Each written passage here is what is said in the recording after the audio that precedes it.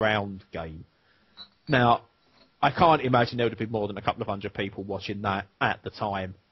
That they could have rescheduled and put the big live event on there. And, apologise, gone, sorry, look, it's rescheduled, we've got to show these other sports, but we've put it on here. We apologise to people who were watching, the rerun of this FA Cup game from 20-odd years ago. They could have done that, but they've done nothing. So I then remember, okay, fair enough, I will watch it on ESPN Player. I can't, because ESPN Player is down, it's not working, no Winter Classic for me. I had to watch it illegally. That's not my fault. I had to. I watched most of the... In fact, there wasn't a single legal game I watched this season. Because you can't? Because I can't, and I couldn't afford to at the time. Now, next year, I will be able to afford to, and because I enjoyed this season, I watched pretty much every single Leafs game, and I started to watch other teams play this year too. And because of that, I'm going to buy it. I'm going to pay, I'm going to fork out, and I'm going to pay next year for the full package.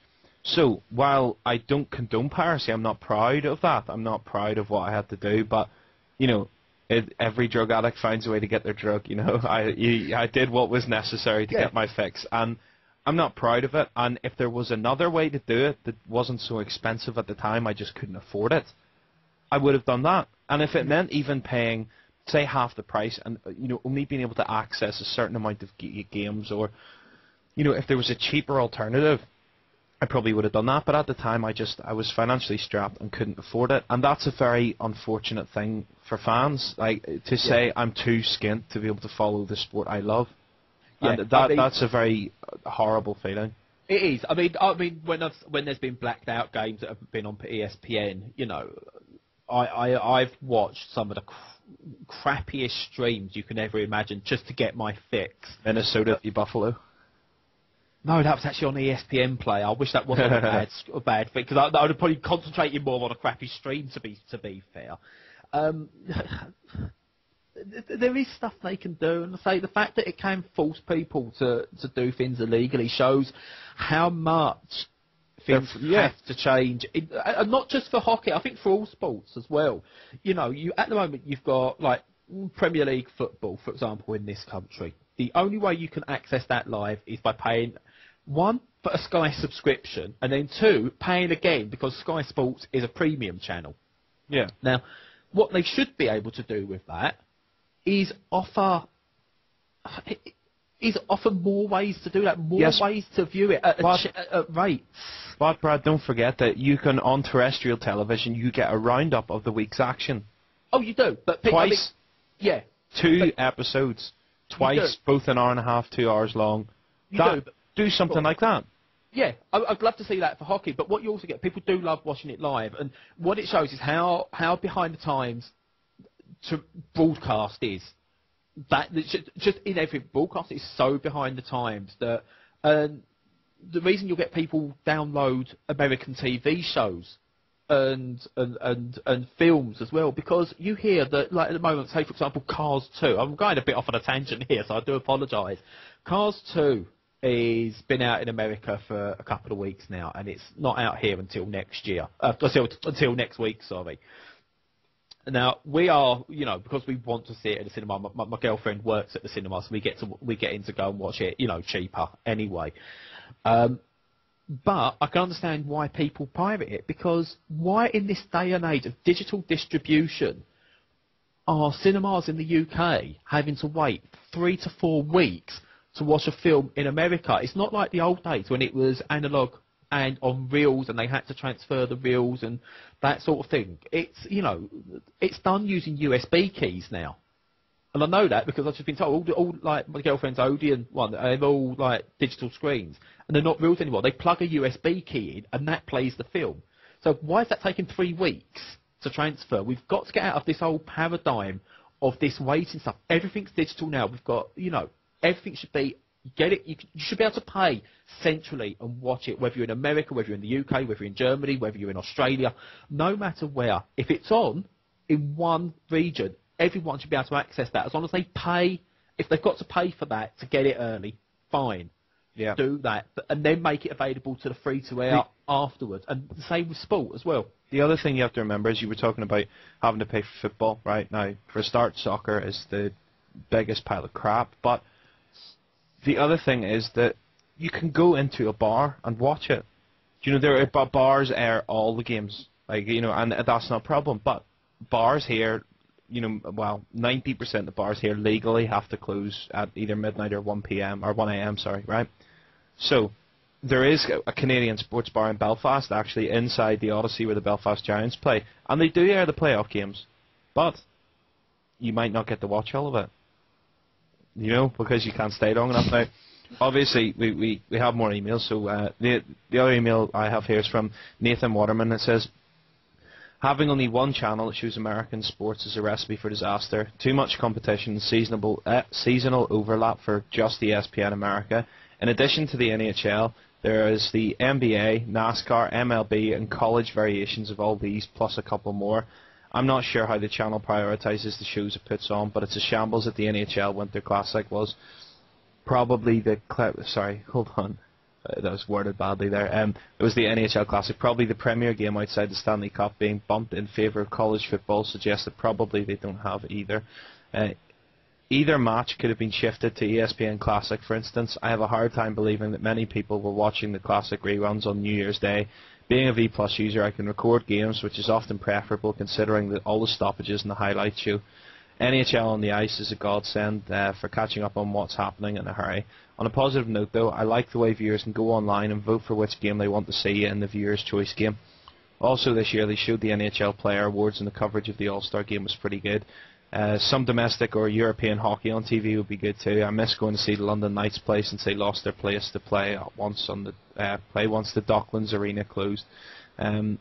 You know, again, same thing. Like, you know, there is a certain element of practicality to the new way of things, the online thing, but it costs money, and people, especially with, you know, obviously we're in a very bad recession at the minute, and people just don't have the money. And it is very expensive to be a fan of ice hockey. Yeah, that's the big thing. One of the things I missed earlier when I said sort of like with ESPN Player as well was one of my biggest pet hates with it. I pay for ESPN. I've got Virgin here. I don't have Sky. I have Virgin, and I get ESPN as part of my package. That I pay for the top package just to get ESPN. Now I'm getting ESPN. Why am I then having to pay again to get ESPN Player at the full price? You know, can they not? Is there no way you can go, are you an ESPN subscriber? Yes, here's your subscription cost to ESPN Player. You know, make it more enticing to the user. And what I did like about ESPN Player, actually, and you know, I'm not going to completely slag off the company. What I did like about ESPN Player was because I paid for it at the time and for the NHL, it got me more into some of the college sports as well, because that was it. You pay for that, and you can't just pay for the hockey as such. You have to pay for kind of everything in one. And so I got interested in the college sports as well. So they use, in a way, that got me interested in something else that I will now watch when it's on TV and stuff like that. Yeah. Being a Detroit fan, you know, I've completely whored myself out to Michigan as a whole. So if, you know, I'll watch college lacrosse if Michigan are playing, for example. You know, I'm a complete whore for that now. So it does just go to show that, you know, you can use... Advertising isn't just, you know, posters or adverts on TV. There are other ways of doing it. And as you said, enticing, teasing amounts of it on terrestrial TV or free on the internet for, you know, a game, whether it be live or shown as live, daily. Or, to be honest, I know we say that, but even weekly, you know, even if it was weekly, that would be enough to get fans interested, as you said, to progress forward and pay. And as I say, the Winter Classic was just shocking. And as Nathan said, you know, they showed the awards, and that was great. Last year, they showed the draft. This year, they didn't. And that's frustrating as well. We couldn't see the draft live over here at all. And that was frustrating as fans. And it's just, you know, it does seem to get treated second rate all over the place. And I can understand as a business why they do it, because they look at viewing figures and it's not there. But the viewing figures aren't there. because it's not easily accessible enough for everyone. Yeah, I definitely agree, and it's something that they have to change. And I think that the main recurring two themes in this is it's expensive and it has to change. Like I said, I have no issue paying for it, but that's because I committed to the sport by doing things that I'm not proud of and actually, watching games in ways that are less than savoury. But that's what I had to do, and now because of that, I am going to give them money to get the full access. So there are positives in what may look from the outside like a potentially negative situation. But do we have? You said we have more emails there. Do we have another one and a couple of tweets? Was it? Tweet. I've gone past. I've done the tweet already. I've got an email coming. Okay. Before I get to that, I will add to your point. See, and I'm not going to get into the privacy thing as a whole, but because you've had no choice but to, take, less honest means to watch your team, they are now getting $12.99 a month, or they will get $12.99 a month. They otherwise wouldn't have got, by the way, which is an interesting thing, and that's for another time. But it does go to show if people can get something for free, it doesn't always mean they're going to continue to want it for free. It's definitely something that, companies could, definitely take a bit of a lesson from. But anyway, on to our final email, unless one comes in before we finish recording. It's from actually one of our new staff writers, Chris Bauer. And he put this, he goes, hope I'm not too late to get some questions in, and I hope they are suitable and help with your discussion. And after this is going to lead to a question I want to put out to all our listeners anyway, in terms of your ideas for what can be done. And he's put, in order to make the NHL more marketable in Europe, does the NHL need to look into scheduling more games that are view-friendly for people in Europe? For example, 5 p.m. face-off times for teams on the Eastern Seaboard during weeknights and 1 p.m. and 5 p.m. on weekends. What we'll do is I'm going to address it. We'll address each of these in parts. He's done them as bullet points. Okay. No, I'm going to say a big no to that. I don't want to watch hockey at the cost of other people's satisfaction. Because at the end of the day, the reason that these face-offs are 7, 8 o'clock is because weeknights are waiting on people to come home. Perhaps maybe on a Sunday, maybe 1 o'clock face-off. We do get that though, but yeah, very occasionally. It seems to be once, maybe a month, sometimes twice a month.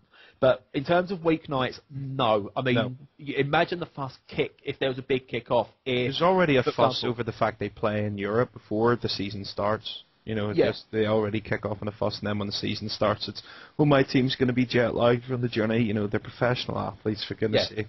But, I mean, you look again, we'll go imagine the uproar in this country if, you had, like, Liverpool, for example, had to play at 9 a.m. in the morning or something like that to suit an Australian viewer, or they had to play at 10 p.m. at night to suit an American audience. It wouldn't happen. So the idea in terms of us, I get where you're coming from, but not so it negatively. I agree with the sentiment. I agree with the sentiment, but I just don't think that it would be feasible.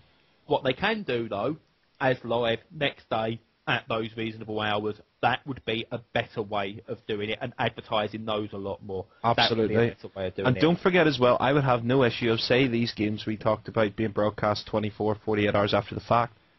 Broadcast them as they were, including the adverts. The companies doing the advertising will be happy to pay a little more because they're getting the advertising twice. So they're going to make more money off the adverts, and I would have no issue sitting through adverts, providing that I'm getting the games. Yeah, I agree with that as well. And obviously with hockey as well, you do get a lot of ad breaks as well. Yep. And timeouts, TV timeouts. Yeah, I gladly sit through that as it was. The amount of times actually I've watched an ad live game on ESPN America, and I've seen it, come to their play and go, oh, TV timeout, I'm going for a quick wee, only to come back and go, oh, bugger. Yeah. What's happened there? There wasn't one. It's annoying with some sports where there isn't the stoppages. I don't mind it in hockey. You're right. Advertisers, would love to see that. They'd love to have their adverts on more times than they are. Yep. But he goes on to put, with Sky starting to show more EIHL games, as English Ice Hockey League for American listeners, do you think there is a call for them to also include the NHL in any weekly or monthly shows?